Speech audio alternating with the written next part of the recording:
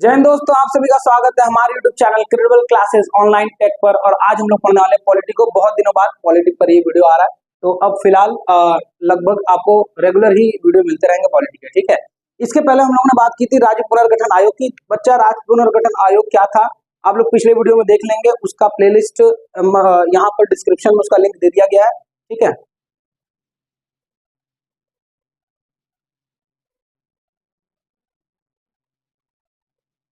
राज्य पुनर्गठन आयोग का बच्चा निर्माण किया गया था 1953 में। कब किया गया था? 1953 में।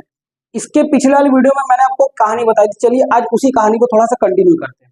हुआ क्या कि देश जब आजाद हुआ तो भाषा के आधार पर कुछ राज्यों को अलग करने की मांग उठ गई, जिसमें सबसे प्रमुख आपका था आंध्र प्रदेश। ठीक है, जिसमें सबसे प्रमुख कौन था बच्चा? आंध्र प्रदेश। और इस आंध्र प्रदेश में एक व्यक्ति थे रामलू पोट्टी। क्या नाम था उनका? रामलू पोट्टी जी। इनकी क्या हो जाती है? निधन हो जाती है 1953 में। तो अकस्मात हम लोगों को मतलब भारत सरकार को आंध्र प्रदेश को क्या बनाना पड़ता है? आंध्र प्रदेश को राज्य बनाना पड़ जाता है, पूर्ण राज्य का दर्जा मिल जाता है आंध्र प्रदेश को। ठीक है, मतलब भाषा के आधार पर राज्य बना दिया जाता है। रामलू पोट्टी जी की मृत्यु हो जाती है। उसी समय एक आयोग का गठन होता है। आयोग के गठन के अध्यक्ष कौन होते हैं? तो फजल अली। कौन होते हैं? फजल अली जी होते हैं। ये एक न्यायमूर्ति थे, हाईकोर्ट में जज थे, तो फजल अली जी। और इनके साथ साथ दो लोग और होते हैं। ठीक है, इनके साथ साथ दो लोग और आते हैं बच्चा। ये दो लोग कौन थे? तो हृदयनाथ कुंजरू और पणिक्कर। ये दो लोग और सदस्य, टोटल 3 लोग होते हैं।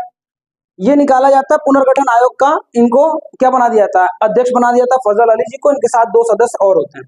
अब आगे बात ये हो जाती है कि आइए चलिए, सबसे पहले आंध्र प्रदेश को तो भाषा के आधार पर अलग कर दिया गया, लेकिन जैसे ही आंध्र प्रदेश को अलग किया जाता है, अन्य राज्यों में भी भैया भाषा के आधार पर अलग राज्य की मांग उड़ जाती है। बहुत तेजी से मांग होने लगती है और सब जगह उसी प्रकार से हिंसा होने लगती है, जैसे आंध्र प्रदेश में हुई थी रामलू पोट्टी जी के मृत्यु के बाद। 53 दिन का अनशन रखे थे भाई साहब।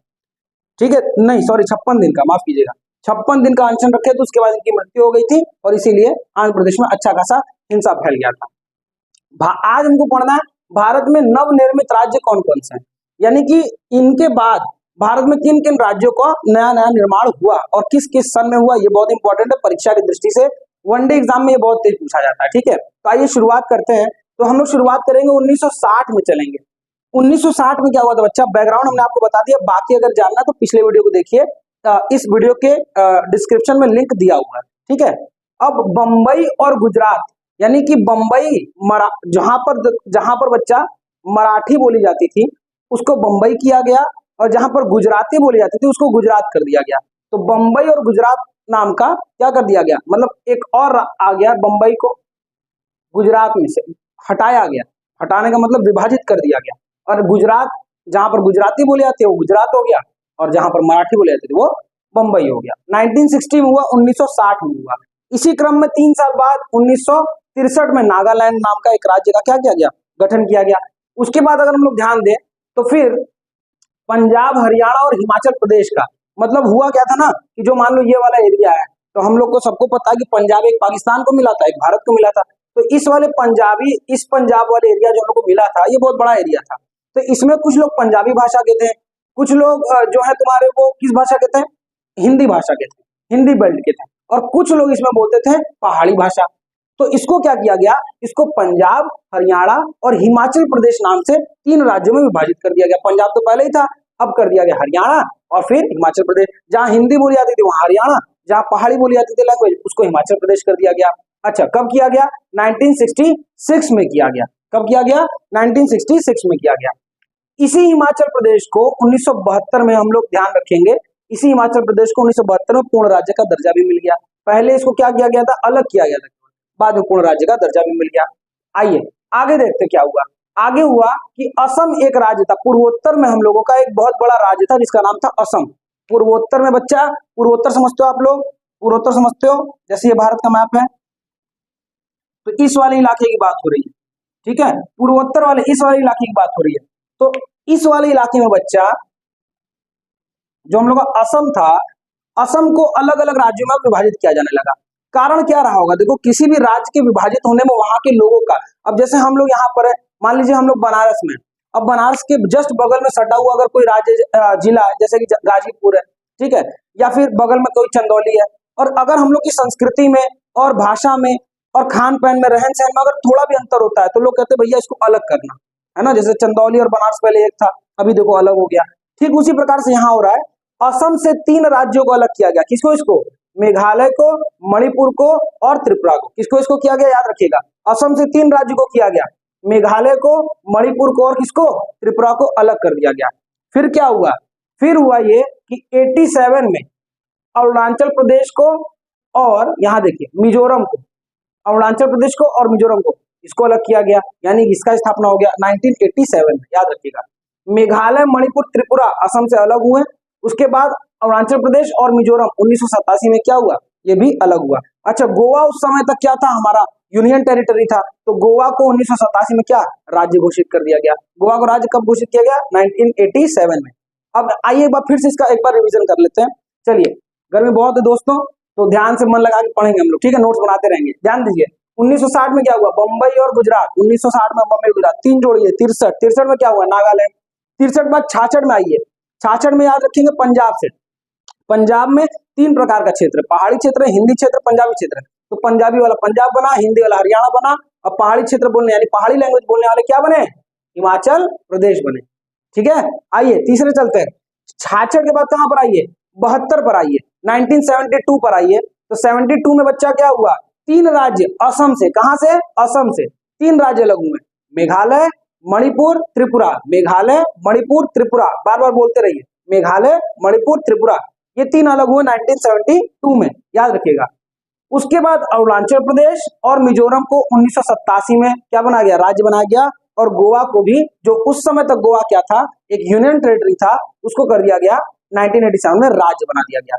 अब 87 तक आई थिंक आपको याद हो गया होगा। अब आगे बढ़ते हैं थोड़ा सा, सन 2000 पर चलते हैं। सन 2000 में क्या हुआ? देखो, एक राज्य था मध्य प्रदेश, जिसको भारत का मध्य भारत भी बोला जाता है। तो बच्चा, मध्य प्रदेश से क्या किया गया? छत्तीसगढ़ को अलग कर दिया गया। छत्तीसगढ़ की राजधानी वर्तमान में रायपुर, आप सबको पता है।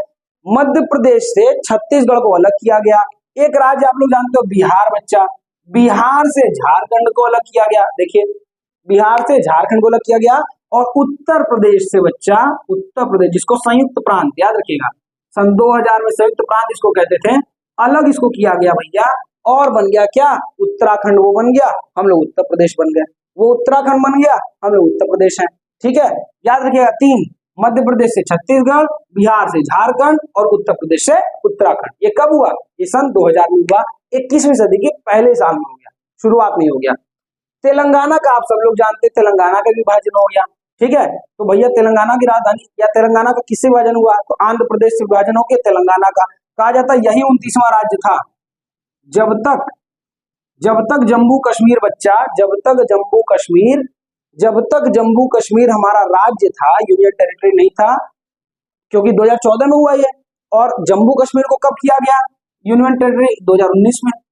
तो 2014 में ये हमारा 29वां राज्य था। ठीक है, याद रखिएगा, कंफ्यूज मत होइएगा, सर अभी तो 28 राज्य है, आप 29वां इसको बता रहे हैं। उस समय जम्मू कश्मीर 2014 में क्या था? राज्य था। तो ये 28 राज्य थे, 29वां हुआ था तेलंगाना। ठीक है, हैदराबाद इसकी राजधानी, याद रखेंगे। क्लियर है आपको? जिस आंध्र प्रदेश का गठन सबसे पहले हुआ, उसमें से आज एक और हुआ निर्माण, और वो है तेलंगाना। ठीक है, सब लोग याद रखिएगा। चलिए ध्यान से देखिएगा इसको, एक बार फिर से रिवीजन हम आपका करा देंगे। शुरुआत होगा 1960 से। कहां से? 1960 से बंबई गुजरात। दूसरा 1963, कौन? नागालैंड।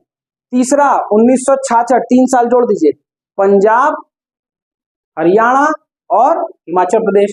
उसके बाद 1972, 3 तो मेघालय, कहां से? असम से, इसको याद रखिए, मेघालय, मणिपुर, त्रिपुरा।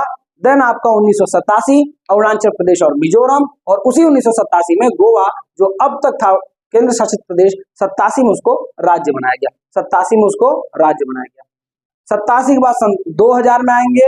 2000 में हमारे 3 राज्य, मध्य प्रदेश से छत्तीसगढ़, बिहार से झारखंड और उत्तर प्रदेश से उत्तराखंड। एंड देन हम लोग चलेंगे तेलंगाना पर। तो भैया आंध्र प्रदेश से तेलंगाना अलग हुआ सन 2014 में। 2 जून 2014 को इसको भी अलग कर दिया गया और 10 साल के लिए इसकी राजधानी को बना दिया गया।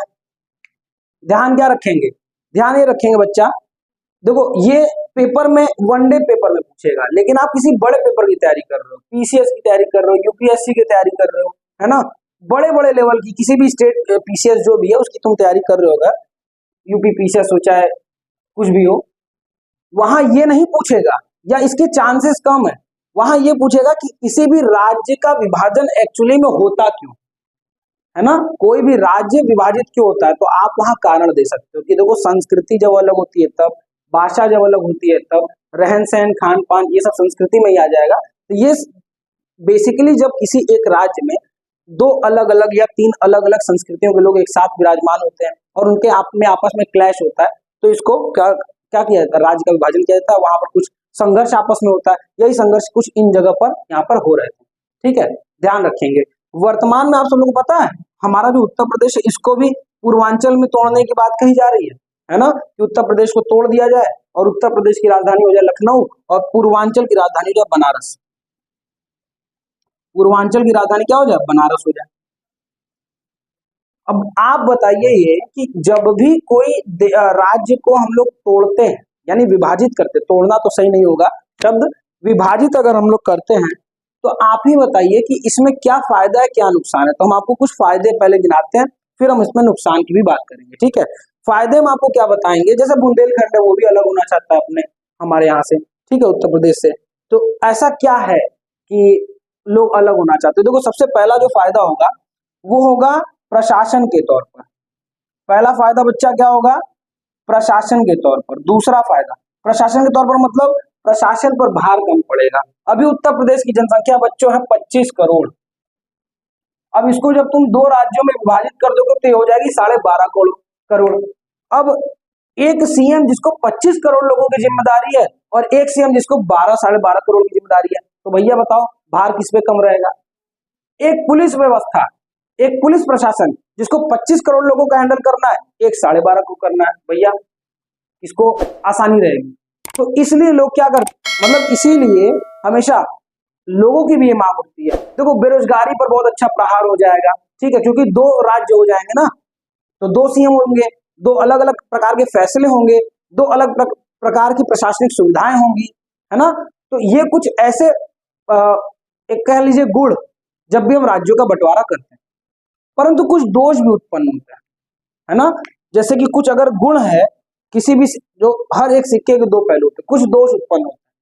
अब वो दोष क्या है, वो दोष क्या हो सकता है, जैसे हमने आपको कुछ गुण बता दिया कि प्रशासन में गुण हो सकता है या अलग अलग, तो दो इसके कुछ अलग अलग दोष भी तो हो सकते हैं। जब भी हम टूटता है, कोई भी राज्य टूटता है तो ऐसा होता है ना बच्चा, देखो जैसे उत्तर प्रदेश है, अब उत्तर प्रदेश का एक भाग आता है नोएडा और उत्तर ही प्रदेश में एक भाग है अलग अलग, इधर तुम्हारा बलिया है, ठीक है, और गाजीपुर है, ठीक है, चंदौली है, बनारस तो खैर विकास कर ही रहा है, मोदी जब से सांसद बने तब तो विकास कर रहा है। लेकिन बच्चा कहाँ, एक तरफ नोएडा जहां पर जितनी भी इंडस्ट्रीज हैं उनका भरमार है, और कहां पर तुम्हारा गाजीपुर और चंदौली। अब अगर इसको तोड़ दोगे तो जितने भी बिजनेस मॉडल्स हैं या फिर जितने भी व्यापारी हैं वो नोएडा को तो पूरी तरीके से विकसित कर चुके हैं और उसको और करेंगे, क्योंकि वहां से उनको क्या मिल रहा है, रेवेन्यू मिल रहा है। बट वो गाजीपुर और चंदौली इत्यादि को भूल जाएंगे क्योंकि वो अब उत्तर प्रदेश का भाग नहीं रह गया, है ना। वो अब उत्तर प्रदेश को अलग कर दिया आपने, अलग अलग मैप के हिसाब से अगर आप देखें पूर्व पश्चिम उत्तर दक्षिण, अगर आप इसको अलग कर देंगे तो सबसे बड़ा जो घाटा होता है वो यही वाला घाटा होता है कि कोई एक क्षेत्र जो होता है वो तेजी से विकास करता है, लेकिन कोई जो दूसरा क्षेत्र होता है वो उस विकास में उसके क्या आ जाती है, कमी आ जाती है, रेवेन्यू में कमी आ जाती है। क्यों भैया, आप सब लोग जानते होंगे, अगर नहीं जानते तो राष्ट्रीय आय क्या होता है, सभी लोग जितने लोग दुनिया में रह, भारत किसी भी देश में रह रहे हैं उनके इनकम को जोड़ दीजिए, राष्ट्रीय आय हो गया। परंतु जब ये टूटेगा, जब ये विभाजित होगा तो आप सबको पता है कि राष्ट्रीय आय में कमी आएगी, मतलब राज्य की आय में कमी आएगी, और जब राज्य की आय में कमी आएगी, रेवेन्यू कम होगा, तो जाहिर सी बात है सरकार खर्चा भी कम करेगी, है ना। वो तो अपने बचत का बजट बनाएगी या फिर संतुलन का बजट बनाएगी।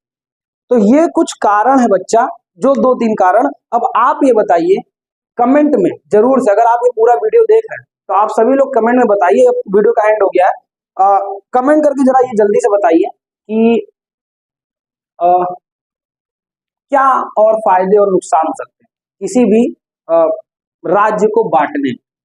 अगर हम किसी राज्य को विभाजित करते हैं तो क्या उसके फायदे हैं, आपको क्या लगता है क्या फायदा होगा कि नुकसान होगा? अगर फायदा होगा तो क्या, और नुकसान होगा तो भी क्या? कमेंट में आप लोग हमको बताइए। और चूंकि आज बहुत ज्यादा उमस और गर्मी है, तो जो बार बार मैं ऐसे कर रहा हूँ, अपने पसीना वसीना पूछ रहा हूँ, इसको भैया अवॉइड कीजिए, ठीक है। और लास्ट वाला वीडियो का भी, जो इस वीडियो से इंटरकनेक्टेड है, उसका लिंक जो है डिस्क्रिप्शन में है, आप लोग जाकर देखिए। अब हम लोग रेगुलर आपको पॉलिटी की और हिस्ट्री की क्लासेस आपको मिलेंगी, ये मेरा वादा है आप लोगों से। चलिए मिलते हैं हम लोग अपने अगले वीडियो में, तब तक के लिए जय हिंद जय भारत।